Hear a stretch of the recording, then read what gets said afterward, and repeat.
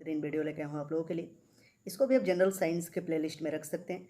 यहाँ पे बेसिकली मैं डिस्कस करूँगा जितने भी साइंस के ब्रांच है ना, मतलब किस साइंस में किस चीज़ का अध्ययन किया जाता है। जैसे फल का अध्ययन किस में होता है,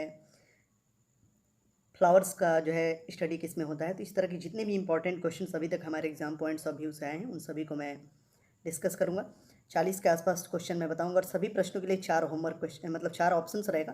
पहले खुद से प्रयास करिएगा और आखिरी में एक क्वेश्चन मैं आप लोगों से पूछूंगा होमवर्क के तौर पे, ठीक है। और जनरल साइंस के प्लेलिस्ट में जाके पीछे के सभी वीडियोस को देख सकते हैं। कल भी मैंने एक अपलोड किया है वीडियो बायोलॉजी का, बहुत ही बेहतरीन। तो चलिए एक एक करके सभी प्रश्नों को देखते हैं। तो चलिए देखते हैं। पहला प्रश्न है, जीव विज्ञान जिसको बायोलॉजी बोलते हैं, शब्द का प्रयोग सबसे पहले किसने किया था? जीव विज्ञान शब्द का प्रयोग सबसे पहले किसने किया था? तो सही जवाब होगा इस प्रश्न का ऑप्शन नंबर डी, लैमार्क तथा ट्रेविरेनस ने किया था जीव विज्ञान शब्द का प्रयोग। नेक्स्ट है कि जीव विज्ञान के जनक यानी कि फादर ऑफ बायोलॉजी के नाम से जाने जाते हैं। जीव विज्ञान के जनक यानी कि फादर ऑफ बायोलॉजी के नाम से जाने जाते हैं वो हैं अरस्तु, ठीक है। अरस्तु को जीव विज्ञान के जनक यानी कि मतलब फादर ऑफ बायोलॉजी के नाम से जाना जाता है। जंतु विज्ञान यानी कि जूलॉजी के जनक कहलाते हैं। तो जूलॉजी के भी जनक अरस्तु ही कहलाते हैं, ठीक है। अगर आपसे बायोलॉजी पूछे या जूलॉजी पूछे, दोनों के फादर जो हैं ये मतलब कि अरस्तु ही हैं, ठीक है। देखिए ये प्रश्न आया हुआ है एसएससी 2014 में। क्वेश्चन है कि वनस्पति शास्त्र का जनक कौन है? तो वनस्पति शास्त्र का जनक यह है थियोफ्रास्टस। ऑप्शन ए सही जवाब होगा। चलिए नेक्स्ट अगला प्रश्न है। क्वेश्चन है कि चिकित्सा शास्त्र का जनक किसे कहा जाता है? चिकित्सा शास्त्र का जनक, तो ये कहा जाता है हिपोक्रेटस को। चिकित्सा शास्त्र का जनक हिपोक्रेटस को कहा जाता है। नेक्स्ट है कि बॉटनी शब्द की उत्पत्ति किस भाषा के शब्द से हुई है? बॉटनी शब्द की उत्पत्ति बेसिकली हुआ ये ग्रीक भाषा के शब्द से, ठीक है। नेक्स्ट है कि हिस्टोरिया प्लैंटरम पुस्तक के लेखक कौन है? हिस्टोरिया प्लैंटरम पुस्तक के लेखक हैं, सही जवाब होगा ऑप्शन बी थियोफ्रेस्टस, ठीक है। चलिए नेक्स्ट है कि हिस्टोरिया एनिमलियम पुस्तक मतलब के लेखक कौन है? एनिमलियम मतलब ये एनिमल से संबंधित है, ऊपर वाला जो था वो प्लांट से संबंधित है, ये एनिमल से संबंधित है। तो इस बुक के राइटर हैं अरस्तु। ऑप्शन ए सही जवाब होगा, ठीक है। चलिए नेक्स्ट क्वेश्चन देखते हैं। अगला प्रश्न है, क्वेश्चन की चिकित्सा शास्त्र के विद्यार्थियों को किसकी शपथ दिलाई जाती है? तो चिकित्सा शास्त्र के विद्यार्थियों को बेसिकली जो है शपथ दिलाया जाता है किसका? तो हिपोक्रेटस का, ठीक है। नेक्स्ट है कि वह विज्ञान जिसका संबंध जीवधारियों के अध्ययन से होता है कहलाती है। तो जीवधारियों के अध्ययन से संबंधित है तो इसको बेसिकली बोलते हैं जीव विज्ञान। नेक्स्ट है कि फाइकोलॉजी में किसका अध्ययन किया जाता है? ये भी इंपॉर्टेंट क्वेश्चन है, बहुत बार पूछा जाता है एग्जाम में। तो फाइकोलॉजी में बेसिकली स्टडी होता है शैवाल का, ठीक है। नेक्स्ट है कि पर्यावरण का अध्ययन जीव विज्ञान की किस शाखा के अंतर्गत किया जाता है? पर्यावरण का अध्ययन जीव विज्ञान की जो है परिस्थितिकी होता है ना, इकोलॉजी, इसमें किया जाता है एनवायरनमेंट का स्टडी, ठीक है। नेक्स्ट है कि फूलों के संवर्धन के विज्ञान को क्या कहते हैं? फूलों के संवर्धन के विज्ञान को बेसिकली बोला जाता है फ्लोरीकल्चर। ऑप्शन बी सही जवाब होगा। ज़रूरत पड़ेगा तो इस वीडियो को ज़रूर दोबारा भी देखिएगा और सभी प्रश्नों को याद कर जाइएगा, ठीक है। चलिए नेक्स्ट है। अगला प्रश्न है कि डेंड्रोलॉजी का संबंध है। तो डेंड्रोलॉजी का संबंध है इसमें बेसिकली झाड़ियों के अध्ययन से, झाड़ी का अध्ययन इसमें किया जाता है। पुष्पों का अध्ययन कहलाता है स्टडी ऑफ फ्लावर्स। इसको बोलते हैं anthology, study of flowers, anthology. Next है कि जीवाश्म वनस्पति विज्ञान में अध्ययन किया जाता है, तो नाम ही है जीवाश्म, तो बेसिकली इसमें जीवाश्म का ही अध्ययन किया जाता है, ठीक है। नेक्स्ट है कि वनस्पति संवर्धन से संबंधित विज्ञान की शाखा को कहते हैं,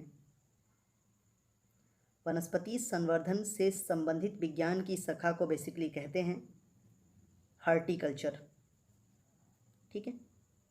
वनस्पति संवर्धन से संबंधित विज्ञान की शाखा को हॉर्टिकल्चर बोलते हैं। चलिए नेक्स्ट अगला प्रश्न देखते हैं। तो अगला क्वेश्चन है, जीवों एवं वातावरण के अंतर अभिक्रिया से संबंधित जीव विज्ञान की शाखा कहलाती है, जीवों एवं वातावरण की अंतर अभिक्रिया से संबंधित जीव विज्ञान की शाखा को बोलते हैं पारिस्थितिकी। मतलब इकोलॉजी ऐसा साइंस है ना जो मतलब कि सजीव होते हैं और जो पर्यावरण होता है उनके बीच का एक ये संबंध बनाता है, ठीक है।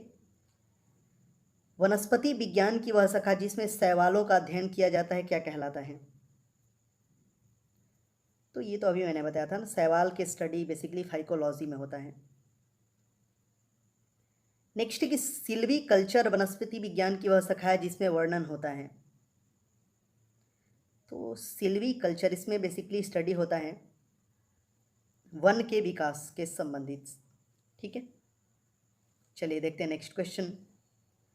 अगला प्रश्न है,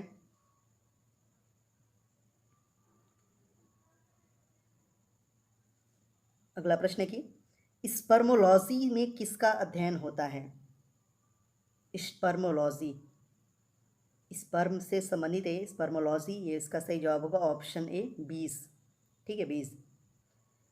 नेक्स्ट है कि एगेस्ट्रोलॉजी में किसका अध्ययन होता है, तो इसमें बेसिकली स्टडी होता है एगेस्ट्रोलॉजी में घासों का, जो ग्रास होते हैं ना, study of grass is called agrostology. ये तो कुछ इस तरह से भी हो जाएगा, इंग्लिश में आपने एक पढ़ा होगा ग्रामर में एक चैप्टर जिसको बोलते हैं कि जो है एक होता है ना वन वर्ड ऑफ सब्स्टिट्यूशन, अगर आपने पढ़ा होगा तो कुछ उसी तरह से ये भी हो जाएगा। पीडोलॉजी में किसका अध्ययन किया जाता है, तो पीडोलॉजी में भूमि का, study of land is called pedology, ठीक है।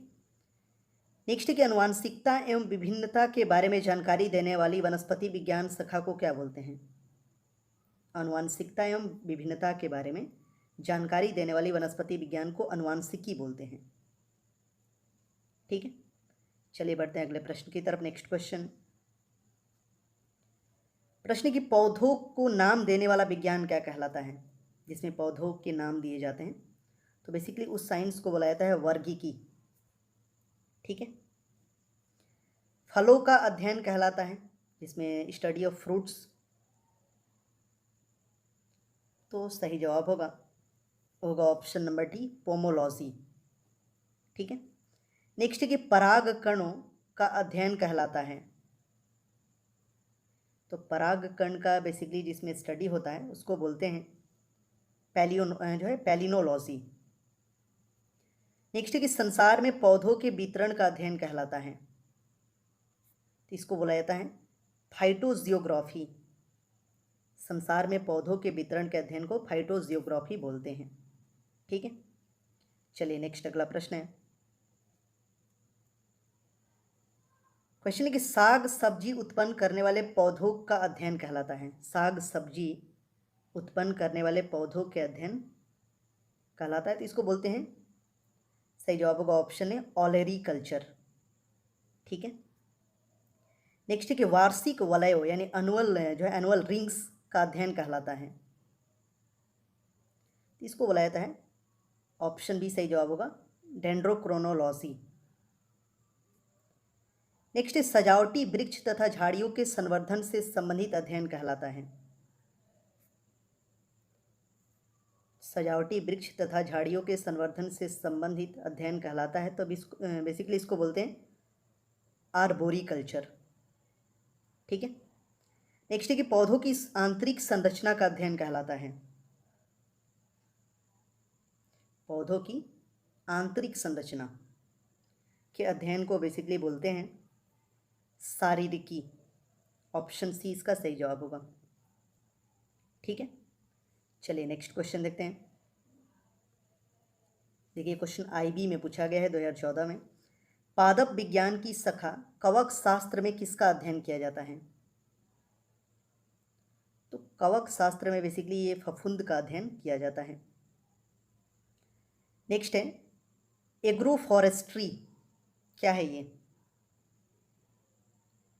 तो नाम ही है एग्रो फॉरेस्ट्री। इसका मतलब हो गया कृषि के साथ साथ उसी भूमि पर काष्ठीय बारहमासी वृक्ष लगाना। एग्रो का मतलब एग्रीकल्चर हो जाएगा और फॉरेस्ट्री का मतलब फॉरेस्ट, जंगल। तो दोनों का जो मिक्स होगा ना उसको ही बोलते हैं। मतलब कृषि के साथ साथ उसी भूमि पर काष्ठीय बारहमासी वृक्ष लगाना इज कॉल्ड एग्रो फॉरेस्ट्री। ठीक है, चलिए नेक्स्ट अगला प्रश्न देखते हैं। क्वेश्चन है वृक्ष संवर्धन किसका अध्ययन है? तो इसमें बेसिकली वृक्षों एवं वनस्पति की खेती का अध्ययन करते हैं।